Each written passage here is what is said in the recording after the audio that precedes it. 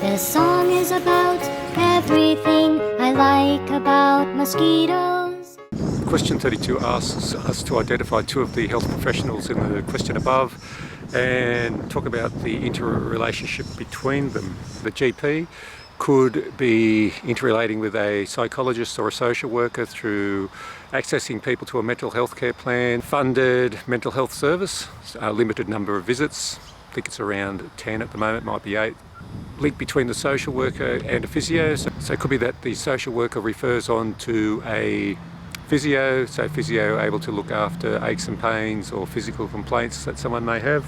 And maybe a physio refers on to an occupational therapist, an OT, for modifications around the home to make living more easy and accessible. Question 33 asks to identify 3 services that might be involved in working with Tom.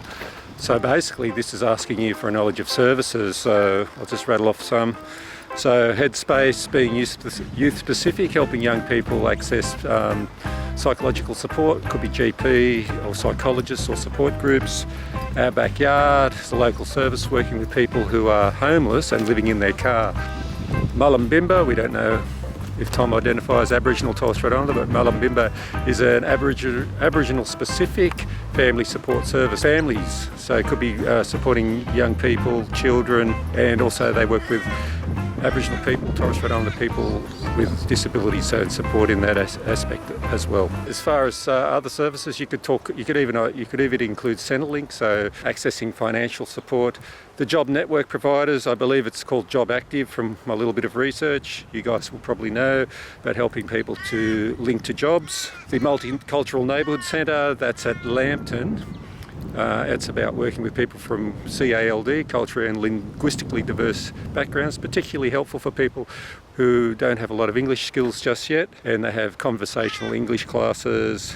They do youth support. They have a community garden there as well. So if I'm just rattling off services, let's say the Salvos, they work with young people, youth programs, youth drop-in programs. They would do emergency relief, and I know they have some specific alcohol and other drug services. Castle Personnel, they again support people in the job seeking and job skill development area, but they work specifically with people who have a disability. And it may be more about a social support as well, rather than that hard entry into getting a job.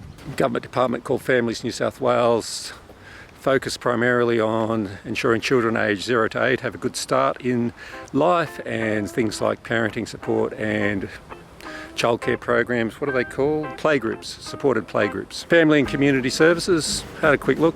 If I can still comes up as Family and Community Services New South Wales, so FACS, so specifically targeted with issues around investigation and support around child protection issues.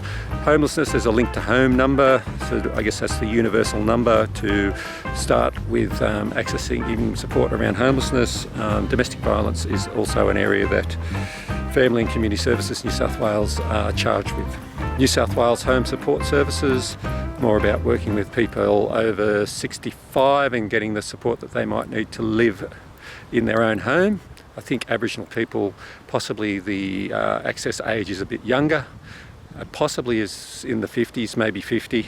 But yeah, helping people get the support they need in home to live comfortably when they're getting older, and perhaps respite services or care for people who are caring for someone that's frail or aged.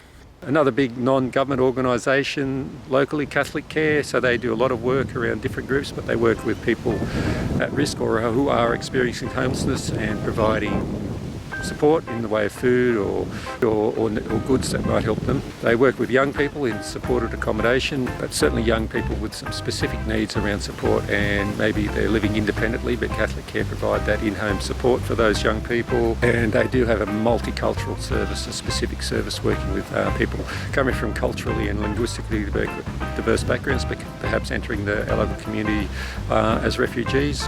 Got a fabulous worker called John Sandy involved in a lot of those programs. Tell you what, that Mozzie spray's worked. I haven't got bitten once. So from all those services I just rattled out, the next one, question 34, says name 2 of the services and describe an insular relationship between those services. So I did mention Our Backyard. So I guess an interrelationship between Our Backyard and Centrelink could be that Our Backyard advocates with someone who's living in their car with Centrelink to make sure that change of address and other details are sorted out so that those people can continue or start getting some sort of financial payments. I think one of them I mentioned was Headspace. So Headspace and Catholic Care could be an interrelationship. If Catholic Care are supporting a young person with specific needs around homelessness and living out of home, and they're a young person, the chance that they may need some sort of psychological support is certainly high, and Catholic Care workers would be, monitoring those needs, and, if there were concerns, that referral could be made and supporting that young person to access Headspace. Question 35 is a big table, different sorts of media and how it be used in the workplace. The first one, web, internet, I would say that can be used, certainly from my perspective, as a research tool. What do we do now when we want to find something out? Look up a service, look up the details. We do a bit of a Google. Social media, something some services were probably more leaders in this area, but social media to promote their service, and also community education. Probably saw a fair bit of community education from ACON with the Mardi Gras on just recently, so that would fall into community education, as a whole range of other things. And Jim at Council would have a fair bit to offer, I'd suggest, around Council's social media activities. Podcasts and videos, I guess, could be used as an educational tool, off the top of my head, maybe some sort of info sharing tool as well. Tablets and applications, I think, particularly if you're working remotely, doing home visits, or you're working out in the country and you need to access things like case files or write up notes, doing it on a tablet or some sort of portable device would be ideal. Newsletters and broadcasts, sharing information with staff and the community, I guess, is the short answer. Intranet, from a TAFE perspective, it's where you access a lot of organisational specific documents. So where do you get the document on WHS or inspections before you go on a visit? So all the documentation that you require is up on the staff intranet, and you'll get an outline of systems, policies and procedures up on the staff intranet site. And a lot of organisations have moved that way. It's good. Probably still hard copy folders floating around, but if you're working, you want to quickly access something, you can look it up, access it and download, print it off, use it as needed. Question 36 talks about staff situation where social media has been used by a colleague and basically names someone that is a service user, so breach of confidentiality. And I think the question asks, what do you do? So from my perspective, you'd need to report that breach ASAP, very timely, and do a supervisor, your boss, that sort of thing would be the best and immediate way to do that. Okay, question 37, believe this is the last one. We've made it. So it talks about how can a service be funded. That's basically what it says, I think, the question. So it could be government funded, so getting some sort of recurrent funding, could be a government department, and so every year money's allocated to that government department to do its work. Places like Family and Community Services, fully government funded. I guess Corrective Services and Juvenile Justice, fully government funded. So there's an allocation of a budget that might slightly vary from year to year, might go up, might go down. Some services there might be grants that come up for specific needs that are identified as a priority at a particular time, so things like perhaps domestic violence. So there could be a particular funding that's a new initiative that goes out, and so the services put in an application for funding to do something in that area. And there's lots of grants, and some services, the larger services, might have a particular team or a person allocated to looking for grants and putting in grant applications.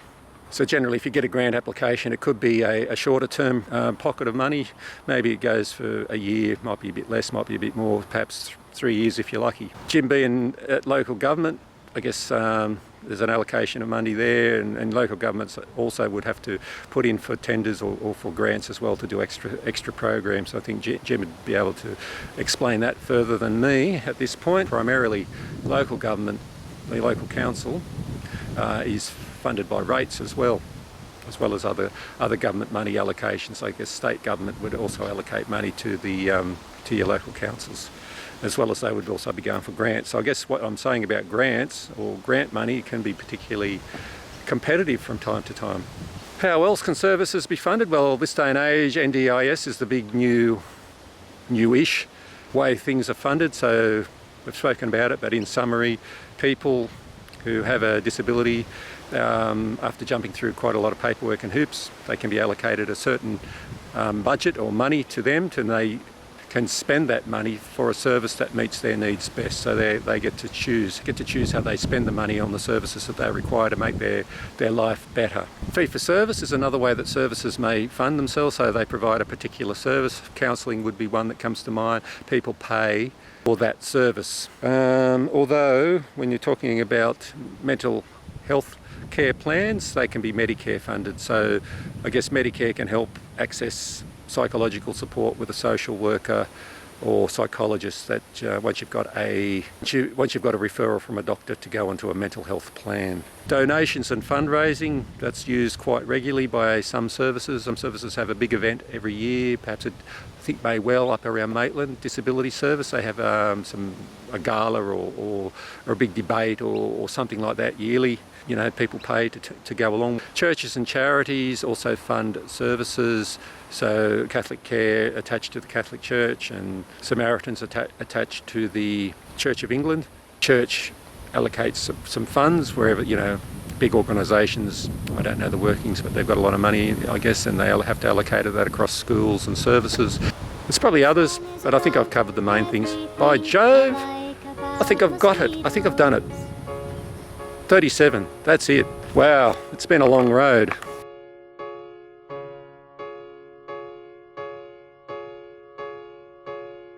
The song was about everything I like about mosquitoes.